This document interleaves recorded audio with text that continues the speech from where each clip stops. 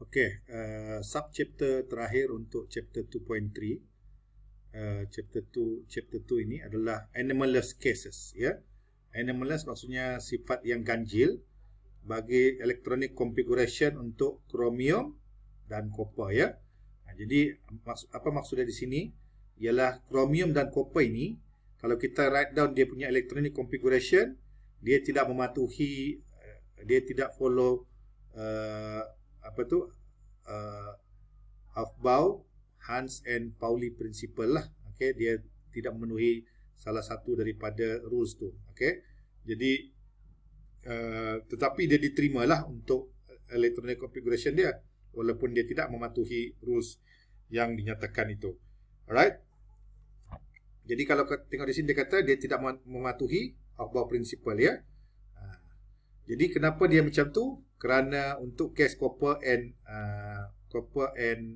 chromium, dia mesti produce fully filled and half filled d orbital, ya. Maksudnya pada petala d itu nanti kalau keluar d kan, nampak d itu dia mesti diisi penuh fully ataupun diisi separuh, ya. Macam mana bentuk dia kalau separuh dengan penuh ni, ini diisi penuh, diisi separuh, ya. Jadi kalau tengok di sini, ini dia punya electronic configuration, ya. Electronic configuration bagi chromium. Dia kata chromium ni sepatutnya dia adalah 3d4 4s2. Dia 1s2 2s2 2p6 3s2 3p6 4s2 3d4 kan. 4s2 3d4. Kalau copper dia 1s2 2s2 2p6 3s2 3p6 4s2 3d9, ya. Jadi dia di sini untuk pengetahuan, ada setengah keadaan, ada setengah buku dia buat 3d4 4s2. Ada setengah buku dia buat 4s2 3d4, ya. Ini 4s2 3d9. Boleh, ya. Dia susun macam ni pun boleh. 4s2 dengan 3d ataupun dia buat 3d dengan 4s dia bersebelah macam ni. Kalau Aufbau dia ikut inilah. Dia akan susun ikut 4s2 dulu. Aufbau kan. Aufbau dia kalau tengok kan, Aufbau tu dia susun dia 4s dulu, ya. Tengok ni. Kita tengok balik, ya. Ni kan. Dia susun 4s dulu baru dia pergi 3d. Nampak? Kan? Dia 3p 4s and then 3d. After 4s followed by 3d. Tapi nota ini dia kata 3d dengan 4s. Terbalik. Boleh. Sebenarnya masa marking hari tu kami dah terima dua-dua kaedah, ya. Tapi untuk saya cadangkan kamu buat yang according to Aufbau lah. After 4s is 3d. Ya, maksudnya isi 4s dulu, ya. Jadi untuk case di sini kita buat, kita stick dengan satu lah, iaitu kita buat 4s dengan 3d. Maka nota ini saya tukar lah. Kalau tengok chromium kan, dia punya Aufbau dia 1s, 2s, 2p, 3s, 3p, 4s and 3d kan. Yang ni dia. Aufbau dia kan, dia macam ni. 1s, lepas tu 2s, 2p, 3s, 3p, 4s, 3d, ya. Ni. Okay. So, yang ini semua ni 1s, 2s, 2p, 3s, 3p, 4s, 3d ditentukan oleh sini, ya. Ini 1s, lepas tu 2s, sini 1s, 2s, 2p, 3s, 3p, 4s, 3d, ya. Itulah hujan ni. Dulu masa saya belajar saya ingat apa benda hujan ni kan. Sebenarnya hujan ni adalah, hujan sengit ni merujuk kepada cara membaca Aufbau punya prinsipal lah to arrange, ya, 1s orbital dia, to arrange the orbital according to increasing energy lah. So dia 1s, lepas tu pergi atas 2s 2p 3s 3p macam tu, ya. Jadi ini dia, ya. Kalau kamu tengok kita isi 24. Jadi saya bagi tahu tadi S dia maksimum 2 kan, X2 P6 D10 F14, ya. Untuk pengetahuan F ni kita jarang belajar lah. Biasanya dia hanya tanya untuk yang soalan simple je. Kalau nak lukis dia ataupun write down di electronic configuration tak adalah. Sebab ni unsur yang di bawah-bawah, ya, adalah tanit. Jadi kalau S dia maksimum 2, kita nak 24 kan. Jadi kita campurkanlah supaya dia 24, ya. 2, 4, 10, 12, 18, 20, 24 kan. Ini kita expected, ya, expected. Maksudnya kalau according to Aufbau, right? According to Aufbau, this is the electronic configuration yang sepatutnya lah. Okay. Tetapi to explain the half fill and fully fill ini, kita tak boleh guna kaedah yang ni ataupun dipanggil SPDF notation ni. We must convert the SPDF notation ni seperti saya kata tadi. Kita boleh convert dia menjadi orbital diagram macam ni. Sama ada dalam bentuk platform ya, ataupun dalam bentuk kotak-kotak lah. Mana-mana satu pun boleh ya. Nak buat platform boleh, nak buat kotak macam ni pun tak ada masalah ya. Okay. Jadi 1s2 according to Aufbau Pauli, dia mesti atas 1 bawah 1 kan. Jadi kalau 2s dia atas 1 bawah 1 juga. 2p6 p6 pun sama, dia ada 3 macam ni. Kalau p6 dia susun macam ni ya.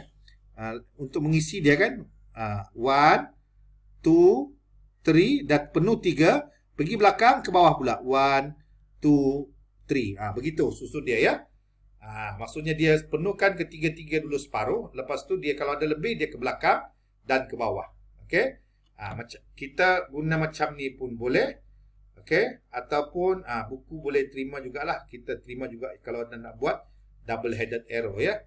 Boleh saja. Single headed pun boleh, double headed pun tak apa. Alright. 3S and 3P, 3P6 kan. Lepas tu 4S2, 3D4. Kalau 3D4 according to Pauli and Hans rule, dia mesti isi ke atas semua dulu. Lepas tu isi satu per satu. Ada 5 kan? Jadi isi 1, 2, 3, 4. Daripada mula sampai ke 4 ni ya.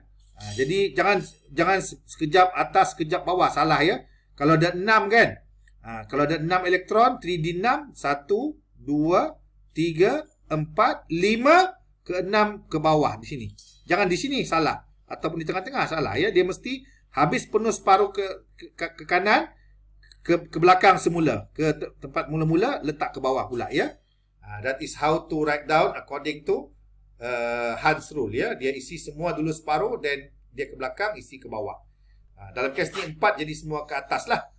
Okay, and then apa yang berlaku, yang satu ini, yang ni, okay, dia akan turun ke bawah membentuk ni. Jadi ini. Tengok sini tadi satu kan? Tak ada dah. Dia sekarang pergi sini. Jadi apa yang berlaku dengan 3D ini, dia telah isi separuh penuh. Nampak? Half fill. Daripada 10 dia ada isi 5. Okay? Kalau penuh dia 10 lah. Okay? Because 3D, because kita kata tadi D 10 kan?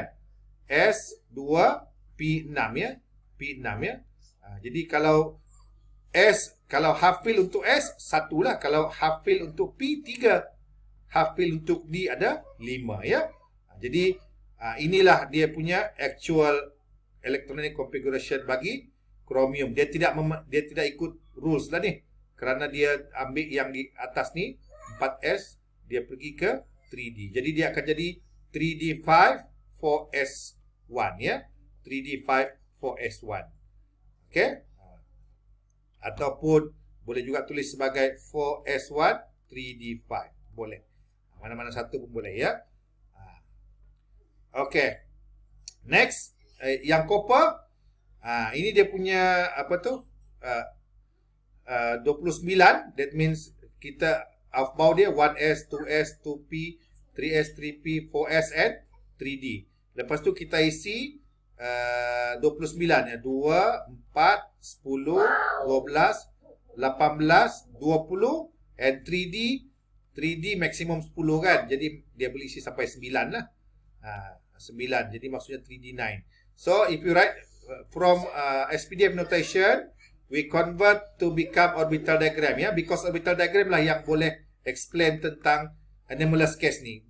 Daripada sini tak boleh ya. Kita tak nampak di sini how to explain. Dia mesti dalam bentuk yang platform ini ataupun orbital diagram ya. Jadi kalau kamu lukis di sini 1S ada 1, 2S ada 1, 2P ada 3 ya. P dan D ada 5. Dan kalau kamu tengok sini 4S2, 3D9 ya. Jadi cara isi 9 ni macam ni ya. 9 isi 1, 2, 3, 4, 5 dan ke belakang 6, 7, 8, 9. Macam tu ya. Jadi satu di belakang ni yang kosong ni. So apa yang berlaku sama juga macam case chromium tadi. Yang 4S tadi ni akan dikeluarkan satu, pergi bawah, dia akan dapat penuh di sini ya. Jadi fully fill, inilah dia 3D10 ya. Jadi 4S1 3D10. Dia tak memenuhi syarat lah ni. Sepatutnya dia, kalau ikut dia mesti 4s2 3D9 kan. Tapi dalam kes ni dia prefer untuk membentuk fully filled to produce 3D10 ya. So copper, the real ataupun the actual electronic configuration adalah 4s1 3D10. Kalau chromium dia 4s1 3D5. Okay, so dua ini dalam silibus kamu lah, chromium and copper. Yang kamu kena tahu dia punya electronic configuration adalah dalam bentuk half fill and fully fill ya. Tetapi half fill dan fully fill kita tak boleh explain dengan menggunakan SPDF notation. Kita kena tukar SPDF notation kepada orbital diagram ya. Jadi barulah kita boleh nampak dia berlaku half fill ni. Kalau di sini tak nampak ni. Okey, jadi dia kena nampak di sini ya, ada 10 penuh ni fully fill ya.